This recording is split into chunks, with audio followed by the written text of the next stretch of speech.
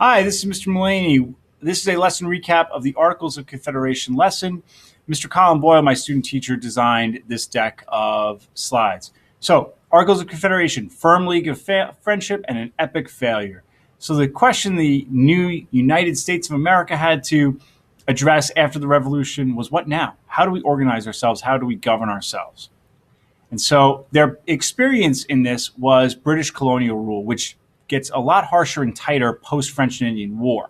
They have a system where technically the colonies are the subunits and there's a powerful British government dictating to them.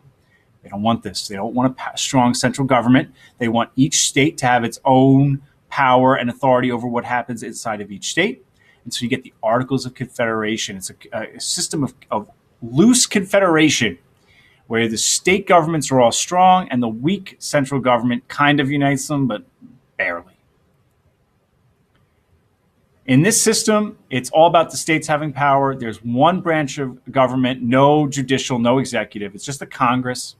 Each state has one vote. So Rhode Island has as many votes as Pennsylvania, and Delaware has as many votes as New York. It makes no sense in that regard. The small states have just as much power as the big states.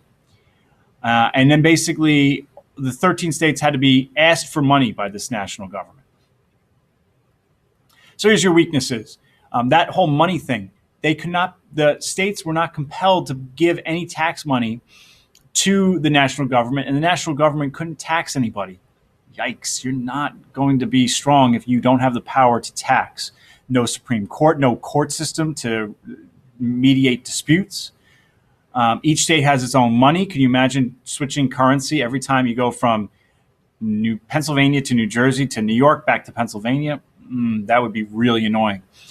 To pass anything, 9 out of the 13 states had to agree, and a super duper majority of a unanimous 13 were needed to amend the Articles of Confederation. All right, so now we have our nationalists. They're people who look at this and say, no, we need a stronger government. They have a convention at Annapolis in 1786 where they don't agree to much, but they agree that they're going to meet again in Philadelphia in 1787. So the public opinion was not on the nationalist side. People liked a weak national government. So what turns it? Well, big part of what turns it is Shays Rebellion. This cartoon, by the way, this comic is from Mr. Hughes at Hip Hughes History. He does some good stuff. But back to Shays Rebellion.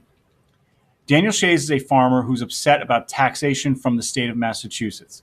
He leads a mob into Springfield, Massachusetts. The National Congress has no way. It doesn't have the funds. It doesn't have the army to immediately put down this rebellion. Weak government. Massachusetts state is able to gather muster an army to quiet the mob, but this has people worried. So if you look at this image, this here is Andrew from Pretty Little Liars, who has to be A. He is obviously A. Little tangent. But look at that. I love that image because all the founding fathers, all the people behind the Declaration of Independence, the wealthy agrarian farmers who made that happen, they had that look on their face at Shays Rebellion. What? We can barely put down a ragtag group of farmers? They said, that's not good. We have to do something about it. So what's something? Well, just to make that clear, the Shays Rebellion, before I get into that something, it turns the tide. It makes people think that, we could collapse because of internal dissension. We need a strong national government.